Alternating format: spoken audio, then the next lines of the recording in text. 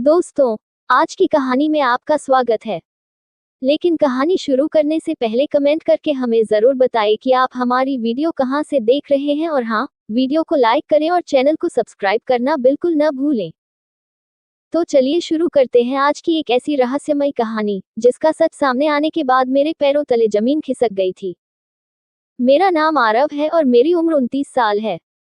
मैं शहर में एक छोटी सी नौकरी करता था और पिछले कुछ वर्षों से अपनी माँ के साथ पुराने पुश्तैनी घर में रह रहा था। हमारा घर शहर से थोड़ा बाहर एक शांत इलाके में था, जहाँ आसपास ज्यादा मकान नहीं थे। दिन में सब कुछ सामान्य लगता था, लेकिन रात होते ही उस इलाके की खामोशी कुछ ज्यादा ही गहरी हो जाती थी। मेरे पिता का देहांत कई साल पहले हो चुका था और उनके जाने के बाद घर की सारी जिम्मेदारी धीरे धीरे मेरे कंधों पर आ गई थी। उस रात मेरी माँ अपनी छोटी बहन के घर गई हुई थी और घर में मैं बिल्कुल अकेला था। ऑफिस से लौटते समय रात के करीब 10:30 बज चुके थे। पूरे रास्ते हल्की बारिश हो रही थी और ठंडी हवा के कारण सड़कें लगभग खाली थीं। जब मैं अपने घर के सामने पहुंचा तो सबसे पहले मेरी नज़र मुख्य दरवाजे पर गई। मैं कुछ पल वहीं खड़ा रह गया क्योंकि दरवाजा पूरी तरह खुला हुआ था। मेरे चेहरे का रंग उड़ गया। मुझे अच्छी तरह याद था कि सुबह घर से निकलते समय मैंने दरवाजे पर ताला लगाया था। इतना ही नहीं, घर की चाबी हमेशा मेरी जेब में रहती थी और उस समय भी वह चाबी मेरी जेब में मौजूद थी। मैंने जेब में हाथ डालकर चाबी निकाली और उसे देखकर मेरे मन में पहला सवाल उठा कि अगर चाबी मेरे पास है तो दरवाजा खुला कैसे। मैंने सोचा शायद सुबह जल्दबाजी में मैंने ताला लगाया ही नहीं होगा, लेकिन मुझे पूरा विश्वास था कि मैंने ताला लगाया था। मैं धीरे धीरे अंदर दाखिल हुआ। घर के अंदर अंधेरा था। मैंने मोबाइल की टॉर्च जलाए और सबसे पहले बैठक की तरफ देखा। कुर्सियां अपनी जगह पर थीं, मेज पर रखा सामान भी वैसा ही था और कोई चीज गायब नहीं थी। फिर मैंने रसोई देखी, वहां भी सब कुछ सामान्य था। इसके बाद मैं अपने कमरे में गया। अलमारी बंद थी, खिड़की बंद थी और बिस्तर भी वैसा ही था जैसा सुबह छोड़कर गया था। मुझे लगा शायद किसी ने चोरी करने की कोशिश की होगी, लेकिन अगर ऐसा होता तो कुछ न कुछ जरूर गायब होता। मैं पूरे घर को दोबारा देखने लगा। तभी मेरी नज़र सीढ़ियों के पास पड़े एक छोटे से पुराने लकड़ी के बक्से पर गई। वह बक्सा मैंने पहले कभी नहीं देखा था। मैंने उसे उठाया तो वह काफी भारी था। बक्से पर धूल जमी थी, लेकिन उसके ऊपर एक चीज बिल्कुल साफ थी, एक छोटी सी चाबी। मैंने चाबी उठाई और ध्यान से देखने लगा। वह चाबी मेरी चाबी से बिल्कुल अलग थी। तभी पीछे से अचानक दरवाजा बंद होने की आवाज आई। मैं तेजी से पलटा, लेकिन वहां कोई नहीं था। मेरे हाथ पैर ठंडे पड़ गए। मैंने दौड़कर मुख्य दरवाजे तक जाकर उसे खोला और बाहर देखा। बारिश तेज हो चुकी थी और सड़क पर दूर दूर तक कोई दिखाई नहीं दे रहा था। मैं वापस अंदर आया और उस लकड़ी के बक्से को लेकर अपने कमरे में चला गया। मेरे मन में लगातार यही सवाल घूम रहा था कि यह बक्सा घर में आया कहां से और इसकी चाबी किस चीज की थी। मैंने बक्से को खोलने की कोशिश की, लेकिन उसमें कोई ताला दिखाई नहीं दे रहा था। काफी देर तक देखने के बाद मुझे उसके नीचे की तरफ एक बहुत छोटा सा छेद दिखाई दिया। मैंने वह चाबी उसमें लगाई और जैसे ही घुमाई, बक्से का ढक्कन धीरे से खुल गया। अंदर कुछ पुराने कागज, एक पीली पड़ चुकी तस्वीर और एक छोटा सा काला डायरी जैसा सामान रखा था। तस्वीर देखकर मैं चौंक गया। उसमें मेरे पिता खड़े थे, लेकिन उनके साथ एक ऐसी महिला थी जिसे मैंने कभी नहीं देखा था। तस्वीर के पीछे सिर्फ एक तारीख लिखी थी, 17 जुलाई 1998। मैंने डायरी खोली तो पहले ही पन्ने पर मेरे पिता की लिखावट में एक वाक्य लिखा था, अगर यह डायरी आरव के हाथ लगे तो उसे घर के पश्चिमी कमरे में कभी अकेले मत जाना। मेरे शरीर में जैसे बिजली दौड़ गई। पश्चिमी कमरा हमारे घर का वह कमरा था जिसे वर्षों से बंद रखा गया था। बचपन से माँ मुझे उस कमरे के पास जाने से मना करती थी।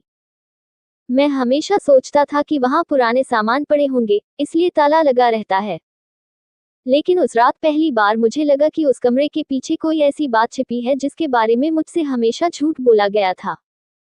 मैं डायरी के पन्ने पलटने लगा।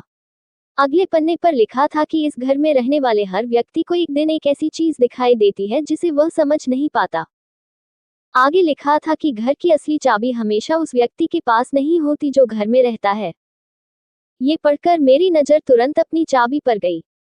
तभी मुझे याद आया कि बचपन में मैंने एक बार माँ को इसी तरह की दूसरी चाबी छिपाते हुए देखा था। मैंने उनसे पूछा था तो उन्होंने कहा था कि वह पुराने संदूक की चाबी है। लेकिन अब मुझे शक होने लगा था। उसी समय मेरे फोन की घंटी बजी। स्क्रीन पर माँ का नाम था। मैंने तुरंत फोन उठाया। माँ ने घबराई हुई आवाज में पूछा, आरव, तुम घर पहुंच गए? मैंने कहा, हाँ माँ, लेकिन घर का दरवाजा खुला हुआ था। दूसरी तरफ कुछ सेकंड तक बिल्कुल खामोशी रही। फिर माँ ने धीमी आवाज में कहा, तुम अभी घर से बाहर निकल जाओ। मैंने पूछा, क्यों? माँ बोली, बस मेरी बात मानो, पश्चिमी कमरे के पास मत जाना। मैंने कहा, माँ, मुझे सब पता चल गया है। ये सुनते ही माँ चुप हो गईं। मैंने डायरी का जिक्र किया तो उनकी आवाज कांपने लगी। उन्होंने कहा, तुम्हारे पिता ने मुझसे वादा लिया था कि मैं तुम्हें ये सब कभी नहीं बताऊंगी। मैंने पूछा, क्या सब? माँ ने कहा, जिस कमरे को तुम बंद समझते हो, वह कमरा कभी बंद था ही नहीं। फोन अचानक कट गया। उसी क्षण मेरे कमरे की लाइट बंद हो गई। मोबाइल की रोशनी में मैंने सामने देखा तो कमरे के दरवाजे के नीचे से हल्की सी रोशनी अंदर आ रही थी। मैंने दरवाजा खोला तो गलियारे में कोई नहीं था, लेकिन पश्चिमी कमरे का दरवाजा आधा खुला हुआ था। मेरी धड़कन इतनी तेज थी कि मुझे अपनी सांसों की आवाज तक सुनाई दे रही थी। मैंने खुद को रोकने की बहुत कोशिश की, लेकिन आखिरकार मैं उस कमरे के सामने पहुंच गया। दरवाजे पर कोई ताला नहीं था। अंदर एक पुरानी अलमारी, एक टूटी मेज और दीवार पर लगी मेरे पिता की तस्वीर थी। तस्वीर के नीचे एक लकड़ी का पैनल लगा था।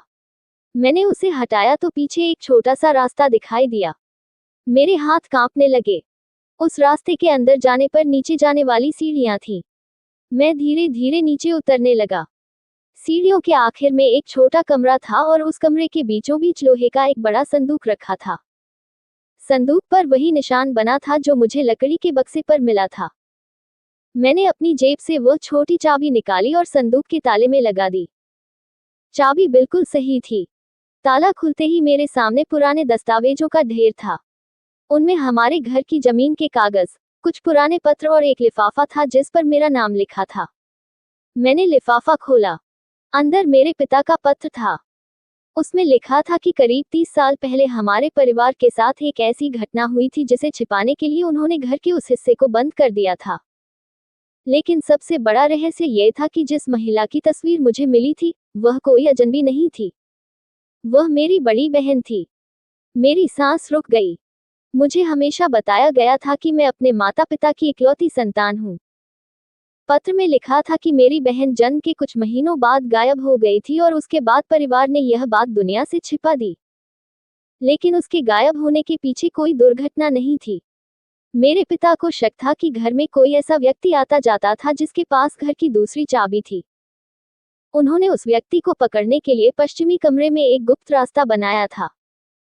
पत्र के आखिरी हिस्से में लिखा था, आरव, अगर कभी तुम्हें घर का दरवाजा खुला मिले और चाबी तुम्हारे पास हो, तो समझ लेना कि वह व्यक्ति वापस आ गया है। मेरे हाथ से पत्र नीचे गिर गया। उसी समय ऊपर से किसी के चलने की आवाज आई। कोई धीरे धीरे सीढ़ियों से नीचे उतर रहा था। मैंने तुरंत संदूक के पीछे छिपकर सांस रोक ली। कुछ सेकंड बाद एक आदमी नीचे आया। उसके हाथ में वही दूसरी चाबी थी। उसने संदूक के पास जाकर कहा, तुम्हारे पिता ने बहुत साल तक ये राज छिपाया, लेकिन अब ये घर मेरे नाम होगा। उसकी आवाज सुनते ही मैं पहचान गया। वह हमारे पड़ोस में रहने वाला वही बूढ़ा व्यक्ति था जिसे मैं बचपन से चाचा कहकर बुलाता आया था। लेकिन इससे भी बड़ा झटका तब लगा जब उसने अपनी जेब से वही तस्वीर निकाली और उसके पीछे लिखी तारीख को देखकर मुस्कुराया। उसने कहा, तुम्हारी बहन को मैंने नहीं छुआ था, आरव। उसे तुम्हारे पिता ने खुद कहीं भेजा था। मैं स्तब्ध रह गया। तभी पीछे से एक महिला की आवाज आई, अब सच बताने का समय आ गया है। मैं पलटा तो वहां मेरी माँ खड़ी थी। उनके साथ एक ऐसी महिला थी जिसकी शक्ल मेरी माँ से मिलती थी और जिसकी आंखें बिल्कुल मेरी जैसी थी। मेरी माँ ने मेरी तरफ देखा और कहा, आरव, ये तुम्हारी बहन अनाया है। उस रात मुझे पता चला कि मेरी बहन मरी नहीं थी। उसे बचाने के लिए मेरे पिता ने उसे दूसरे शहर में एक परिवार के पास भेज दिया था क्योंकि हमारे परिवार की जमीन पर कब्जा करने की कोशिश करने वाले कुछ लोगों से उन्हें खतरा था। जिस व्यक्ति को मैं वर्षों से अपना पड़ोसी और शुभचिंतक समझता था, वही उस साजिश का हिस्सा था। घर की दूसरी चाबी उसी के पास थी और वह कई वर्षों से हमारे घर में चोरी छिपे आता रहा था। लेकिन उस रात जब उसने दरवाजा खुला छोड़ दिया, उसे लगा कि वह अपने पुराने राज तक आसानी से पहुंच जाएगा। उसे यह नहीं पता था कि मेरे पिता ने सारी सच्चाई डायरी और पत्रों में सुरक्षित रख छोड़ी थी। अगले दिन पुलिस को पूरी जानकारी दी गई और उस आदमी को गिरफ्तार कर लिया गया। मेरी बहन अनाया ने बताया कि उसे बचपन से अपने असली परिवार के बारे में बहुत कम जानकारी थी और वह वर्षों से अपने माता पिता को खोज रही थी। मेरी माँ ने उसे गले लगाया तो उनकी आंखों से आंसू बहने लगे। उस दिन मुझे समझ आया कि कभी कभी घर सिर्फ ईंट और दीवारों से नहीं बनता, बल्कि उसके अंदर ऐसी यादें और राज छिपे होते हैं जिनका सच सामने आने में वर्षों लग जाते हैं। आज भी मेरे पास वह छोटी सी चाबी है। फर्क सिर्फ इतना है कि अब मुझे पता है कि वह किसी पुराने संदूक की चाबी नहीं थी। वह हमारे परिवार के सबसे बड़े रहस्य की चाबी थी। और आज भी जब कभी रात में हमारे घर का दरवाजा हवा से हल्का सा खुलता है, मैं उस रात को याद करता हूँ और सोचता हूँ कि अगर उस दिन मैं घर की चाबी लेकर अंदर नहीं गया होता, तो शायद हमारे परिवार का ये खोया हुआ रिश्ता कभी वापस नहीं मिल पाता। अनाया के हमारे घर लौट आने के बाद ऐसा लगा था जैसे हमारे परिवार की अधूरी कहानी पूरी हो गई है, लेकिन हमें नहीं पता था कि असली रहस्य अभी बाकी था। जिस रात पुलिस उस आदमी को गिरफ्तार करके ले गई थी, उसी रात मेरे पिता की पुरानी डायरी में मुझे एक आखिरी पन्ना मिला था, जिसे मैंने पहले नहीं देखा था। उस पन्ने पर सिर्फ इतना लिखा था, अगर अनाया वापस आ जाए तो उसे घर के पुराने कुएं के पास मत जाने देना, क्योंकि असली सच वहां छिपा है। मैंने यह बात माँ और अनाया को नहीं बताई। मुझे डर था कि इतने वर्षों बाद परिवार को फिर किसी मुसीबत में न डाल दूं। अगले दिन सुबह मैंने घर के पीछे जाकर उस पुराने कुएं को देखा। वह कुआं वर्षों से सूखा पड़ा था और उसके चारों तरफ झाड़ियां उगाई थीं। बचपन में माँ ने हमेशा मुझे वहां जाने से मना किया था। मैं कुएं के पास पहुंचा तो मिट्टी में मुझे पैरों के निशान दिखाई दिए। वे निशान बिल्कुल ताजे थे। मेरा दिल तेजी से धड़कने लगा क्योंकि रात भर बारिश हुई थी और उन निशानों पर पानी की बूंदें अभी भी चमक रही थी। इसका मतलब कोई रात में यहाँ आया था। मैंने आसपास देखा लेकिन कोई दिखाई नहीं दिया। तभी मेरी नजर कुएं की दीवार पर पड़ी। वहां पत्थर के पीछे एक छोटा सा लोहे का डिब्बा छिपा था। मैंने उसे बाहर निकाला तो उसके ऊपर मेरे पिता के नाम का पहला अक्षर खुदा हुआ था। डिब्बे पर ताला नहीं था। अंदर एक पुरानी चाबी, एक कागज और एक फोटो थी। फोटो देखकर मेरे होश उड़ गए। उसमें मेरे पिता, वही पड़ोसी और एक तीसरा आदमी खड़े थे। तीसरे आदमी का चेहरा मुझे जाना पहचाना लग रहा था। मैंने फोटो को ध्यान से देखा और अचानक मुझे याद आया कि यह आदमी हमारे शहर के पुराने स्कूल का प्रधानाचार्य था। लेकिन वह तो करीब 10 साल पहले मर चुका था। कागज पर एक पता लिखा था और नीचे मेरे पिता की लिखावट में लिखा था, जिसे हम मृत समझते हैं, वह शायद मृत नहीं है। मैं वह कागज लेकर घर आया और अनाया को दिखाया। फोटो देखते ही उसका चेहरा बदल गया। उसने कहा, आरव, इस आदमी को मैंने भी देखा है। मैंने हैरानी से पूछा, कहाँ? उसने कहा, जब मैं पिछले महीने तुम्हें खोजने यहाँ आई थी, तब बस अड्डे के पास एक बूढ़ा आदमी मुझे दूर से देख रहा था। मुझे उस समय लगा कि वह कोई अजनबी है, लेकिन अब मुझे यकीन है कि वह यही आदमी था। हम दोनों कुछ देर तक चुप रहे। माँ ने जब फोटो देखी तो उनकी आंखों में डर साफ दिखाई देने लगा। उन्होंने कहा, तुम दोनों को अब ये बात जाननी ही होगी। माँ ने बताया कि अनाया के गायब होने के बाद मेरे पिता ने कई लोगों पर शक किया था।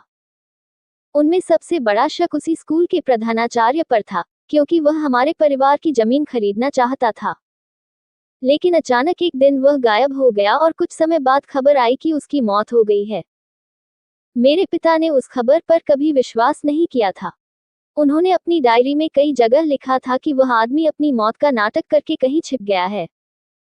माँ ने कहा कि तुम्हारे पिता की मौत के कुछ दिन पहले उन्होंने मुझे एक बात बताई थी, अगर कभी आरव को ये कहानी पता चले तो उसे उस पुराने पते तक जरूर जाना। मैंने कागज पर लिखे पते को देखा। वह शहर से करीब 50 किलोमीटर दूर एक सुनसान इलाके का था। उसी शाम मैं और अनाया वहां जाने के लिए निकल पड़े। रास्ते भर बारिश होती रही। करीब 2 घंटे बाद हम एक पुराने मकान के सामने पहुंचे। मकान बाहर से पूरी तरह बंद दिखाई दे रहा था। खिड़कियों पर धूल जमा थी और दरवाजे पर जंग लगा ताला लटक रहा था। मैंने डिब्बे से मिली चाबी ताले में लगाई। ताला खुल गया। अंदर कदम रखते ही हमें एक अजीब सी गंध महसूस हुई। ऐसा लग रहा था जैसे घर वर्षों से बंद हो, लेकिन अंदर की मेज पर रखा एक गिलास बिल्कुल नया था। कमरे की दीवार पर कई तस्वीरें लगी थीं। उनमें हमारे परिवार की तस्वीरें भी थीं। मैं स्तब्ध होकर उन्हें देखता रहा। एक तस्वीर में मैं बचपन में अपने पिता के साथ था। दूसरी में अनाया थी। लेकिन तीसरी तस्वीर देखकर मेरे पैरों तले जमीन खिसक गई। उसमें मेरी माँ अकेली खड़ी थी और उनके पीछे वही बूढ़ा आदमी दिखाई दे रहा था। तस्वीर के पीछे तारीख लिखी थी, सिर्फ 3 महीने पहले की। इसका मतलब कोई अभी भी इस घर में आता था। अचानक ऊपर से किसी चीज के गिरने की आवाज आई। मैं और अनाया एक दूसरे को देखने लगे। मैंने मोबाइल की टॉर्च जलाए और सीढ़ियों की तरफ बढ़ा। ऊपर पहुंचते ही एक कमरा खुला हुआ मिला। कमरे के अंदर एक पुरानी मेज पर कई फाइलें पड़ी थीं। एक फाइल पर मेरा नाम लिखा था। मैंने उसे खोला तो उसमें मेरे जन्म से लेकर अब तक की कई जानकारियां थीं। मेरे स्कूल का नाम, मेरी नौकरी, मेरा पता और यहाँ तक कि मेरी रोज की आने जाने की जानकारी भी लिखी थी। मुझे समझ आ गया कि कोई लंबे समय से मेरी निगरानी कर रहा था। तभी पीछे से दरवाजा बंद हो गया। हमने तुरंत पलटकर देखा। कमरे में हम दोनों के अलावा कोई नहीं था। अनाया ने दरवाजा खोलने की कोशिश की लेकिन वह बाहर से बंद था। मैंने खिड़की खोलने की कोशिश की मगर वह भी जाम थी। तभी कमरे के कोने में रखा पुराना टेप रिकॉर्डर अपने आप चल पड़ा। उसमें मेरे पिता की आवाज सुनाई दी। उन्होंने कहा, आरव, अगर तुम ये सुन रहे हो तो इसका मतलब है कि तुम्हें सच तक पहुंचने से कोई रोक नहीं पाया। तुम्हारी बहन को मैंने इसलिए दूर भेजा था क्योंकि मुझे डर था कि हमारे घर का दुश्मन सिर्फ एक व्यक्ति नहीं है। रिकॉर्डिंग कुछ सेकंड रुकी और फिर पिता की आवाज आई, हमारे परिवार को नुकसान पहुंचाने वाला आदमी हमारे बहुत करीब है। वह ऐसा व्यक्ति है जिस पर तुम बिना सोचे विश्वास करोगे। रिकॉर्डिंग अचानक बंद हो गई। मैं अनाया की तरफ देखने लगा। उसने कहा, तुम्हें लगता है वह कौन है? मैंने कहा, मुझे नहीं पता। तभी नीचे से दरवाजा खुलने की आवाज आई।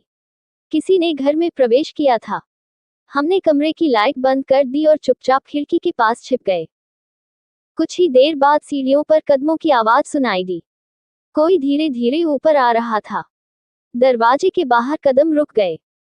फिर एक आवाज आए, आरव, मुझे पता है तुम अंदर हो। उस आवाज को सुनते ही मेरे शरीर में सिहरन दौड़ गई। वह आवाज मेरी माँ की थी।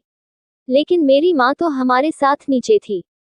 मैं घबराकर अनाया की तरफ देखने लगा। नीचे कौन था? तभी मेरे मोबाइल पर माँ का फोन आया। मैंने तुरंत कॉल उठाए। माँ की घबराए आवाज आए, आरव, जहां हो वहीं रहना। घर के बाहर कोई तुम्हें ढूंढ रहा है। मैंने फुसफुसाकर पूछा, माँ, नीचे कौन है? माँ कुछ सेकंड चुप रही और फिर बोली, वह तुम्हारी माँ की आवाज निकाल सकती है। मेरे हाथ से मोबाइल लगभग गिर गया। दरवाजे के बाहर खड़ी आवाज फिर बोली, आरव, दरवाजा खोलो। इस बार आवाज बिल्कुल मेरी बहन अनाया जैसी थी। अनाया मेरे पास खड़ी थी और उसकी आंखों में डर साफ दिखाई दे रहा था।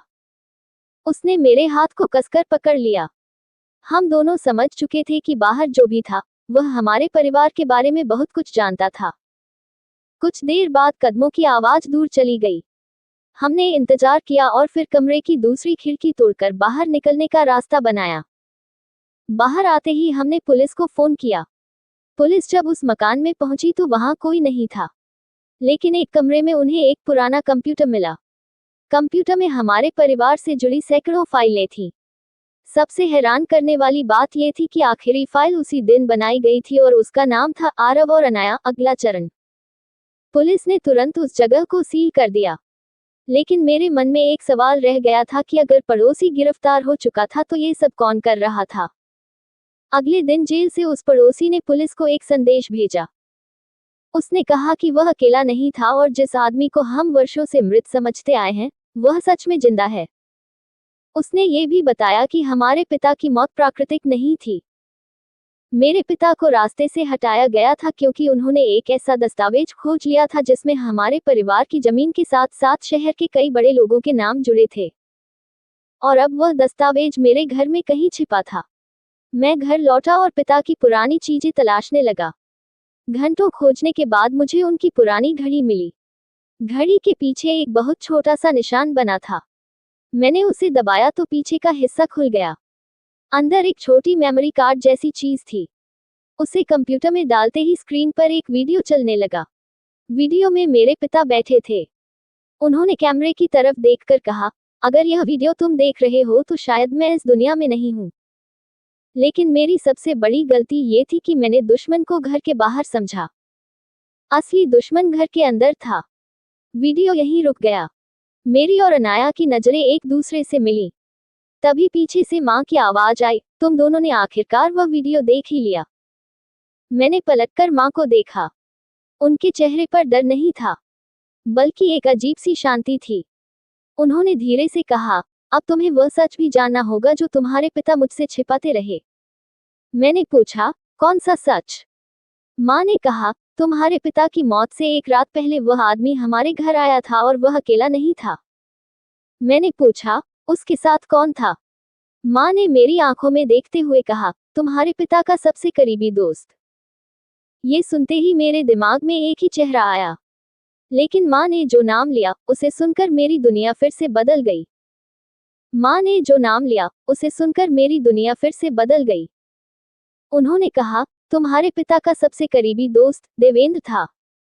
देवेंद्र अंकल का नाम सुनते ही मैं कुछ पल के लिए बिल्कुल शांत हो गया। देवेंद्र अंकल हमारे परिवार के सबसे भरोसेमंद लोगों में से एक थे। पिता के साथ उनकी दोस्ती बचपन से थी।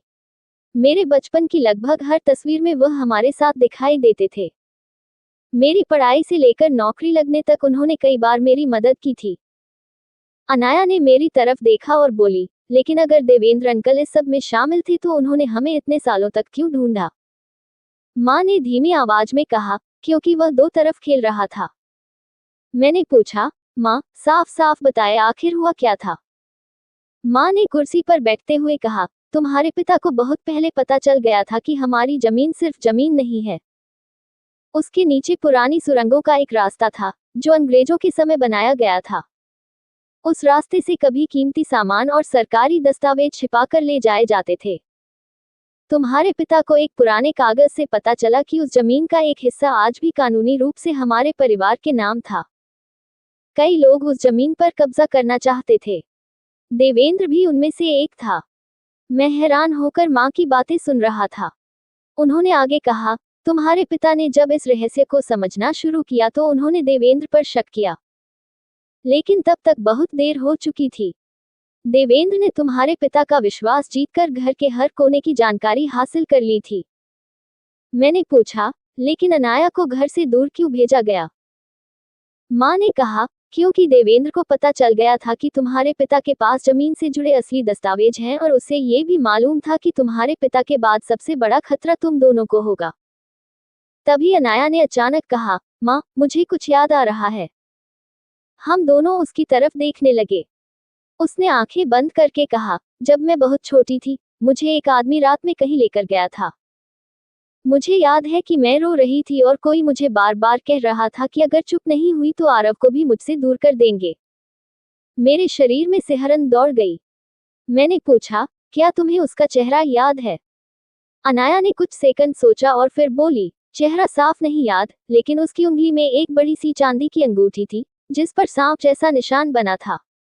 माँ का चेहरा अचानक पीला पड़ गया। मैंने पूछा, माँ, क्या हुआ? उन्होंने कांपती आवाज में कहा, वही अंगूठी देवेंद्र पहनता था। कमरे में कुछ देर तक सन्नाटा छाया रहा। तभी बाहर किसी वाहन के रुकने की आवाज आई। हम तीनों खिड़की की तरफ भागे। बाहर एक काली कार खड़ी थी। कार से एक आदमी उतरा और घर की तरफ देखने लगा। मैंने तुरंत पुलिस को फोन करने की कोशिश की, लेकिन मेरा मोबाइल नेटवर्क नहीं पकड़ रहा था।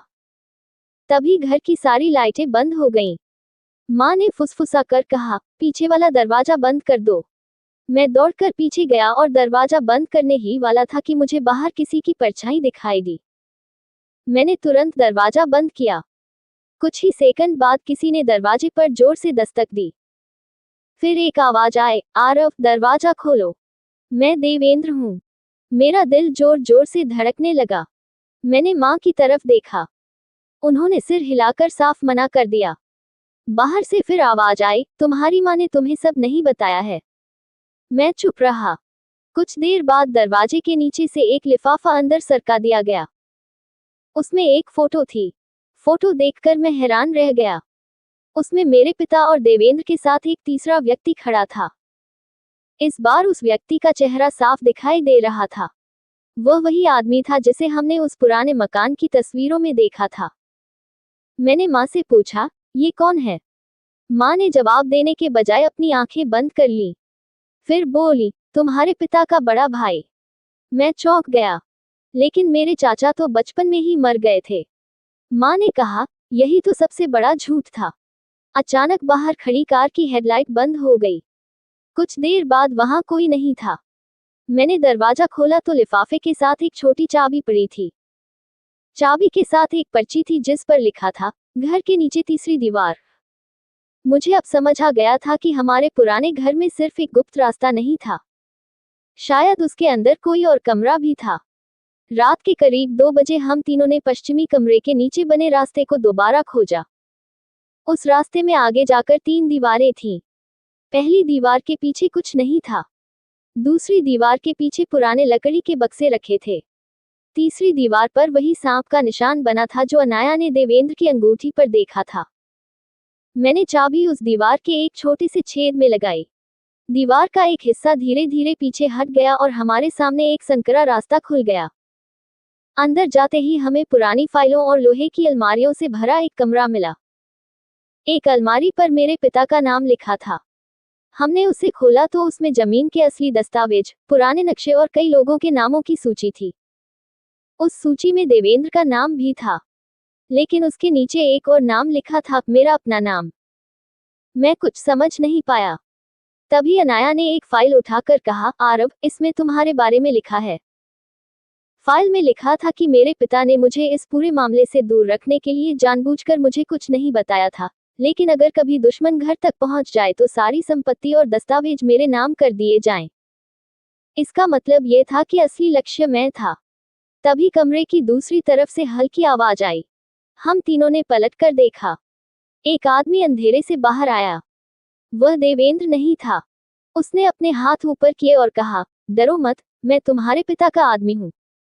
मैंने पूछा, तुम कौन हो? उसने कहा, मेरा नाम कबीर है। तुम्हारे पिता ने मुझे कई साल पहले इस घर की निगरानी करने के लिए रखा था। मैंने कहा, अगर तुम इतने साल से यहाँ थे तो सामने क्यों नहीं आए? उसने जवाब दिया, क्योंकि मैं जानता था कि तुम्हारे पिता की मौत के पीछे कौन है। अगर मैं सामने आता तो तुम भी नहीं बचते। मैंने पूछा, देवेंद्र कहाँ है? कबीर ने कहा, देवेंद्र सिर्फ मोहरा है। असली आदमी वह है जिसे तुमने कभी देखा तक नहीं। मैंने कहा, मेरे चाचा। कबीर कुछ सेकंड चुप रहा और फिर बोला, हाँ। उसी समय ऊपर से जोरदार धमाके की आवाज आई। घर के मुख्य दरवाजे का ताला टूट चुका था। कई लोग घर के अंदर घुस आए थे। कबीर ने तुरंत हमें पीछे के रास्ते से निकलने को कहा। हम सुरंग में भागने लगे। पीछे से लोगों की आवाजें सुनाई दे रही थीं। सुरंग काफी लंबी थी और कुछ जगहों पर इतनी संकरी थी कि हमें झुककर चलना पड़ रहा था। आखिरकार हम एक पुराने मंदिर के पीछे निकल आए। बाहर पुलिस की गाड़ियां खड़ी थीं। कबीर ने पहले ही पुलिस को सूचना दे दी थी। कुछ देर बाद पुलिस ने घर को घेर लिया और कई लोगों को गिरफ्तार कर लिया, लेकिन देवेंद्र वहां नहीं था। अगले दिन हमें खबर मिली कि देवेंद्र शहर छोड़कर भाग चुका है। पुलिस ने उसके फोन की आखिरी लोकेशन एक पुराने रेलवे स्टेशन के पास बताई। मैं और अनाया पुलिस के साथ वहां पहुंचे। प्लेटफॉर्म लगभग खाली था। तभी मुझे दूर एक आदमी दिखाई दिया। वह देवेंद्र था। पुलिस उसे पकड़ने के लिए आगे बढ़ी, लेकिन देवेंद्र ने अचानक मेरी तरफ देखकर कहा, आरव, तुम्हें लगता है तुम्हारे पिता ने तुम्हें बचाया था? सच यह है कि उन्होंने तुम्हें ही अगली चाल के लिए तैयार किया था। मैंने पूछा, क्या मतलब? देवेंद्र मुस्कुराया और बोला, जिस जमीन के लिए ये सब हुआ, उसके असली दस्तावेज तुम्हारे पास नहीं हैं। वे तो तुम्हारे पिता ने तुम्हारी बहन के पास भेजे थे। मैंने अनाया की तरफ देखा। वह भी हैरान थी। देवेंद्र को गिरफ्तार कर लिया गया, लेकिन उसके शब्द हमारे दिमाग में घूमते रहे। उसी रात अनाया ने अपने पुराने सामान का एक छोटा बैग खोला। उसमें बचपन से रखा हुआ एक लॉकेट था। उसने लॉकेट मुझे दिया और कहा, आरव, यह मुझे बचपन में जिस परिवार ने पाला था, उन्होंने दिया था। मैंने लॉकेट को ध्यान से देखा। उसके पीछे एक छोटा सा ढक्कन था। मैंने उसे खोला तो अंदर एक बहुत छोटी कागज की पट्टी मिली। उस पर लिखा था, असली दस्तावेज वही है जहां से तुम्हारी कहानी शुरू हुई थी। मैं कुछ समझ नहीं पाया। फिर अचानक मेरी नजर हमारे घर की चाबी पर गई। वही पुरानी चाबी जिसे लेकर यह पूरा रहस्य शुरू हुआ था। मुझे पहली बार समझ आया कि वह सिर्फ घर की चाबी नहीं थी। उसके हैंडल पर बहुत छोटा सा निशान बना था। मैंने उसे ध्यान से देखा तो वह हमारे गांव के पुराने कुएं के निशान जैसा था। अगले दिन हम उसी कुएं पर पहुंचे। वहां मिट्टी हटाने पर हमें पत्थर की एक छोटी पटिया मिली। पटिया के नीचे एक लोहे का डिब्बा था। डिब्बे के अंदर जमीन के असली दस्तावेज थे और साथ में मेरे पिता का आखिरी पत्र। पत्र में लिखा था, आरव और अनाया, अगर तुम दोनों ये पत्र साथ पढ़ रहे हो तो समझो कि मेरी सबसे बड़ी इच्छा पूरी हो गई। मैंने तुम दोनों को अलग इसलिए किया था ताकि एक दिन तुम दोनों सुरक्षित रह सको। जमीन से ज्यादा जरूरी मेरा परिवार था। लेकिन याद रखना, इस कहानी का एक हिस्सा अभी भी बाकी है। जिस व्यक्ति को तुमने देवेंद्र का मालिक समझा है, वह भी किसी और के आदेश पर काम कर रहा था। असली कहानी तब शुरू होगी जब तुम्हें उस पुराने घर की तीसरी चाबी मिलेगी। पत्र पढ़ते ही हम दोनों एक दूसरे को देखने लगे, क्योंकि हमारे पास दो चाबियां थीं। पहली मेरे पास थी और दूसरी हमें कुएं के पास मिली थी। लेकिन पिता ने साफ लिखा था तीसरी चाबी। और उसी क्षण मेरे फोन पर एक अनजान नंबर से संदेश आया, तीसरी चाबी मेरे पास है। अगर अपने पिता की मौत का पूरा सच जानना है तो कल रात 12 बजे पुराने रेलवे पुल पर अकेले आना। मैंने संदेश पढ़ा और समझ गया कि देवेंद्र की गिरफ्तारी के बाद भी यह कहानी खत्म नहीं हुई थी, बल्कि अब असली खेल शुरू होने वाला था। अगली रात 12 बजे पुराने रेलवे पुल पर जाने का फैसला मैंने अकेले नहीं किया। मैंने अनाया और कबीर को सारी बात बताई। कबीर ने मुझे रोकने की बहुत कोशिश की, लेकिन मैं जानता था कि अब पीछे हटना संभव नहीं था। मेरे पिता की मौत का सच मेरे सामने था और मैं उसे जाने नहीं देना चाहता था। पुलिस को भी हमने पूरी जानकारी दी, लेकिन मैंने उनसे कहा कि वह कुछ दूरी पर रहकर हमारी निगरानी करें। रात के करीब 11:50 पर मैं पुराने रेलवे पुल के पास पहुंच गया। चारों तरफ घना अंधेरा था। दूर कहीं कुत्तों के भौंकने की आवाज आ रही थी और रेलवे लाइन पर कभी कभी हवा के कारण लोहे की हल्की आवाज सुनाई दे रही थी। ठीक 12 बजे मेरा फोन बजा। दूसरी तरफ किसी ने कुछ नहीं कहा। फिर कुछ सेकंड बाद पुल के नीचे एक टॉर्च चली। आवाज आए, आरव, नीचे आओ। मैंने टॉर्च की रोशनी की तरफ देखा और धीरे धीरे सीढ़ियों से नीचे उतरने लगा। वहां एक बूढ़ा आदमी खड़ा था। उसके हाथ में एक छोटा लकड़ी का डिब्बा था। उसने मेरी तरफ देखकर कहा, तुम बिल्कुल अपने पिता जैसे हो। मैंने पूछा, आप कौन हैं? उसने जवाब दिया, जिस आदमी को तुम्हारे पिता ने अपना सबसे बड़ा दुश्मन समझा, मैं उसका दुश्मन नहीं था, मैं उसका गवाह था। मैंने कहा, मुझे तीसरी चाबी चाहिए। उसने डिब्बा मेरी तरफ बढ़ाया और कहा, पहले अपने पिता की आखिरी रात का सच सुनो। उसने बताया कि मेरे पिता की मौत वाली रात वह उनके घर के बाहर मौजूद था। उसने देखा था कि देवेंद्र और एक दूसरा आदमी घर में घुसे थे, लेकिन जब दोनों बाहर निकले तो मेरे पिता उनके साथ नहीं थे।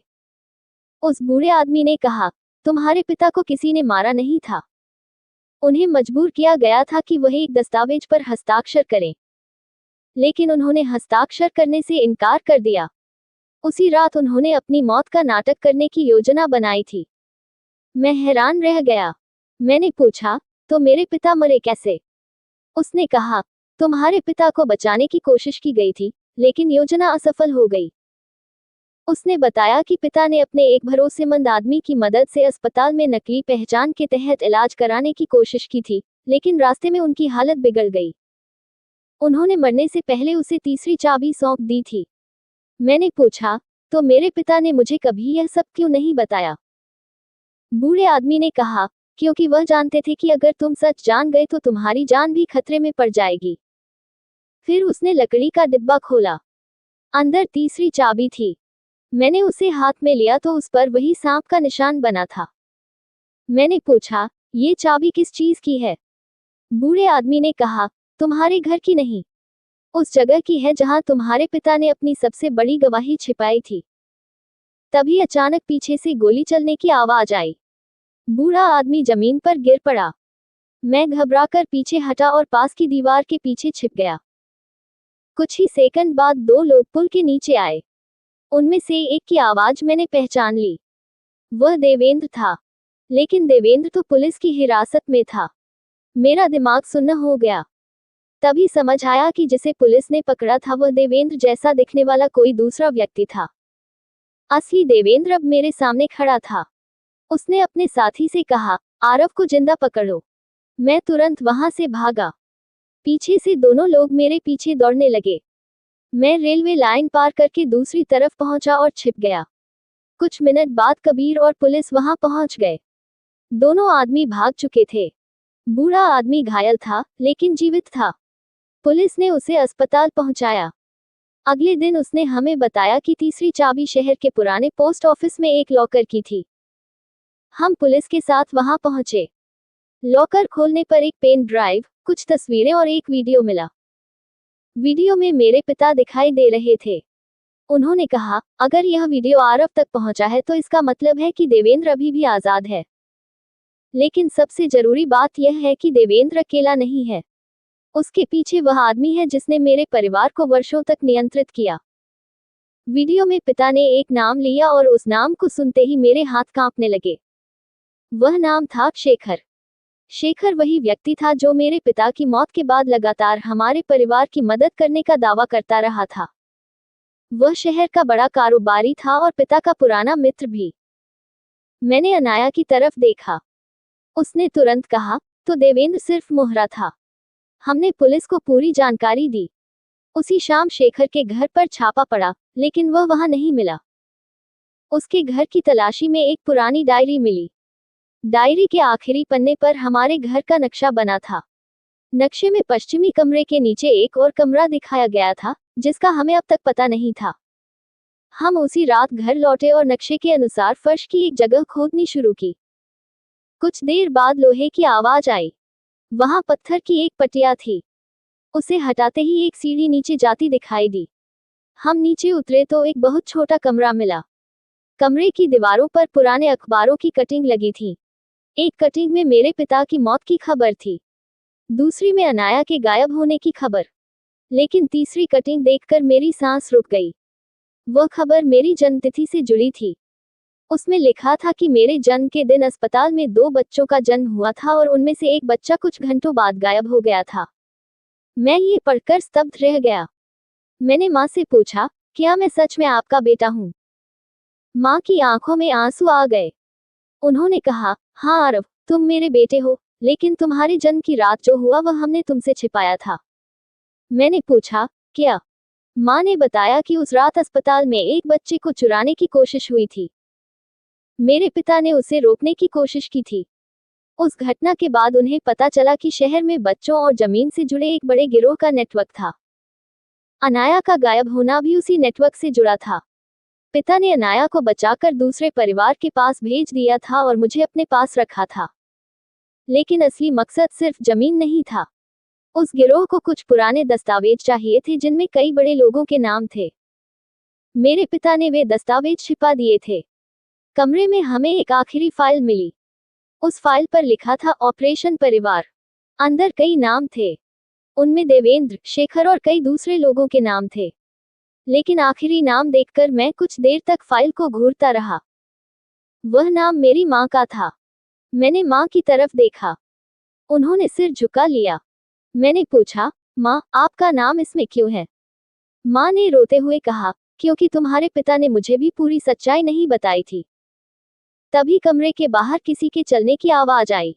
हमने दरवाजा बंद किया। आवाज धीरे धीरे पास आती गई। फिर बाहर से किसी ने कहा, अब तुम्हें सच जानने की जरूरत नहीं पड़ेगी। आवाज शेखर की थी। उसने दरवाजे पर पेट्रोल डालना शुरू कर दिया। कबीर ने तुरंत कमरे की दूसरी दीवार पर हाथ मारा। वहां एक छिपा हुआ रास्ता खुल गया। हम तीनों उस रास्ते से बाहर भागे। पीछे से आग की लपटें उठने लगी। किसी तरह हम घर से बाहर निकले। पुलिस ने शेखर को पकड़ने की कोशिश की लेकिन वह पहले ही भाग चुका था। उसी रात मुझे एक और संदेश मिला, अगर सच चाहिए तो शहर छोड़कर पहाड़ी वाले पुराने मंदिर में आओ। वहां तुम्हारे पिता तुम्हारे लिए आखिरी जवाब छोड़ गए हैं। अगले दिन सुबह मैं, अनाया और कबीर उस मंदिर की तरफ निकल पड़े। रास्ते में अनाया ने अचानक कहा, आरव, मुझे लगता है हमें किसी ने पीछा किया है। मैंने पीछे देखा। सड़क पर एक सफेद कार काफी देर से हमारे पीछे चल रही थी। हमने गाड़ी तेज कर दी। कुछ किलोमीटर बाद वह कार गायब हो गई। मंदिर पहुंचकर हमें अंदर एक बूढ़ा साधु मिला। उसने मुझे देखते ही कहा, तुम्हारे पिता जानते थे कि तुम एक दिन यहाँ जरूर आओगे। उसने मंदिर की मूर्ति के पीछे से एक लिफाफा निकाला। लिफाफे पर मेरा नाम लिखा था। मैंने उसे खोला। अंदर पिता का आखिरी पत्र था। उन्होंने लिखा था, आरव, अगर तुम यहाँ तक पहुँच गए हो तो अब तुम्हें वह सच जानना होगा जिसे मैंने अपनी जिंदगी की सबसे बड़ी कीमत देकर छिपाया। तुम्हारी माँ निर्दोष है। वह इस कहानी में सिर्फ इसलिए दिखाई देती है क्योंकि मैंने उसे जानबूझकर अपने साथ रखा था। असली रहस्य उस व्यक्ति के पास है जिसे तुमने कभी दुश्मन समझा ही नहीं। मैंने पत्र पढ़कर सिर उठाया। साधु मेरी तरफ देख रहा था। मैंने पूछा, वो व्यक्ति कौन है? साधु ने कुछ नहीं कहा। तभी अनाया ने मंदिर के बाहर खड़ी सफेद कार को देख लिया। उसी कार से एक आदमी उतरा। वह धीरे धीरे हमारी तरफ बढ़ रहा था। उसने मंदिर की सीढ़ियां चढ़ी और जैसे ही उसका चेहरा रोशनी में आया, मैं उसे पहचानकर वहीं जम गया। वह कोई और नहीं, बल्कि मेरे पिता थे। सामने खड़े आदमी को देखकर मेरे पैरों तले जमीन खिसक गई। वह बिल्कुल मेरे पिता जैसे दिख रहे थे। वही चेहरा, वही आंखें और माथे पर वही निशान, जिसे मैं बचपन से उनकी तस्वीरों में देखता आया था। मैं कुछ बोल ही नहीं पाया। अनाया मेरे पीछे खड़ी थी और उसकी आंखों से आंसू बहने लगे। उसने कांपती आवाज में कहा, क्या आप सच में हमारे पिता हैं?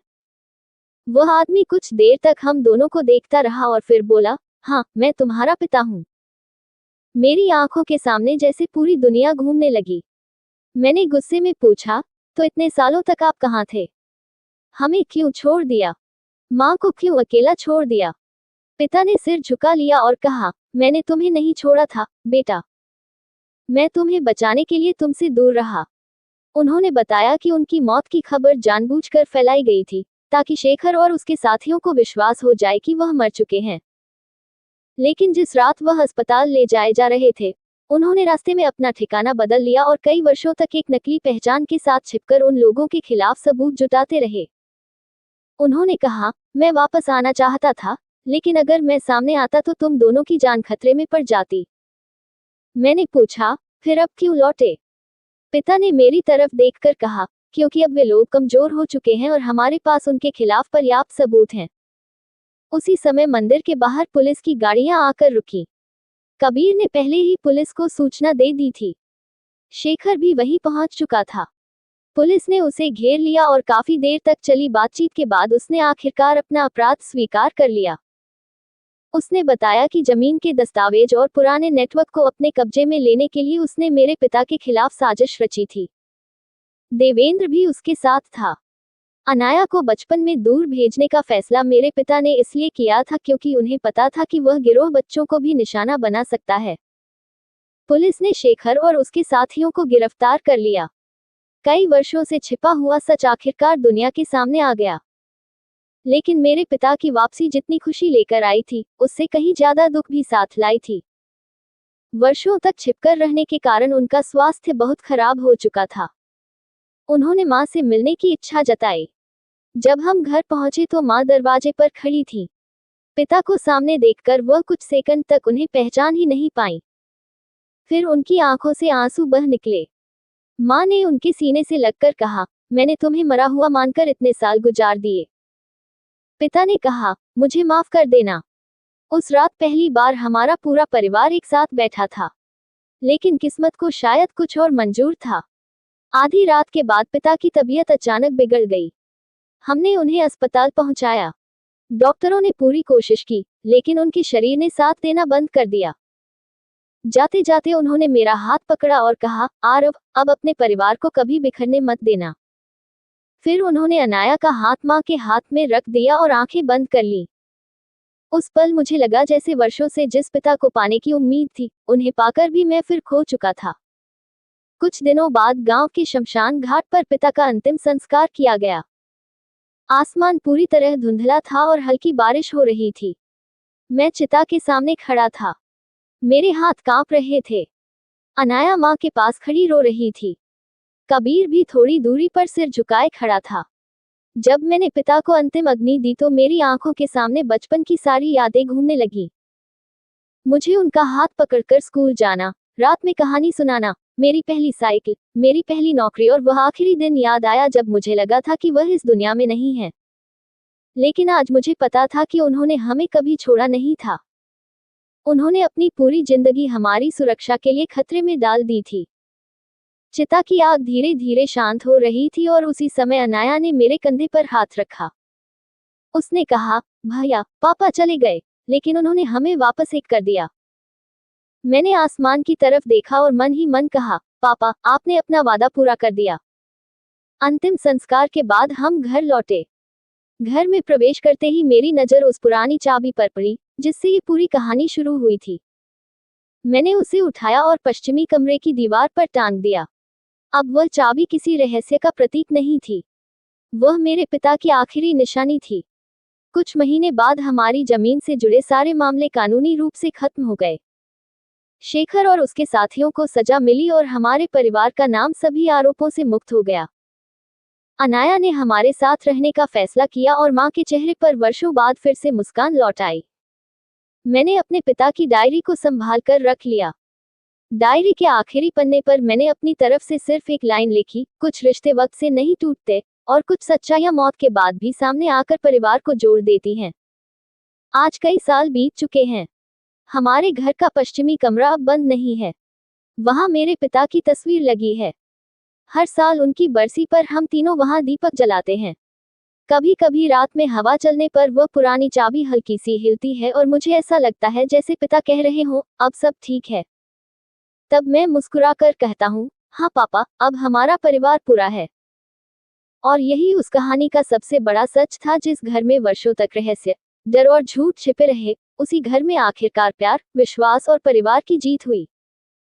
दोस्तों, अगर आपको हमारी यह कहानी पसंद आई हो तो वीडियो को लाइक जरूर करें, चैनल को सब्सक्राइब करें और कमेंट करके बताएं कि आपने ये कहानी कहां से देखी। फिर मिलेंगे एक नई कहानी के साथ। तब तक अपना और अपने परिवार का ख्याल रखिए।